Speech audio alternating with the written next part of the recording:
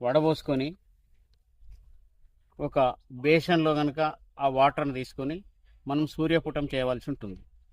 ఆ సూర్యపుటం చేసిన అనంతరం ఇది చూడండి, ఇలా ఈ సూర్యపుటం ఎండి ఎండి ఎండి ఇట్లా బ్లాక్గా అవుతుంది. ఇది సర్వ చర్మ రోగాలకు పనిచేస్తుంది.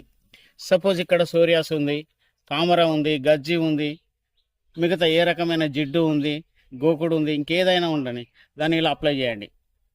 అప్లై చేసి ఒక 2-3 గంటలు ఉంచండి. ఉంచిన తర్వాత ఈ ఈ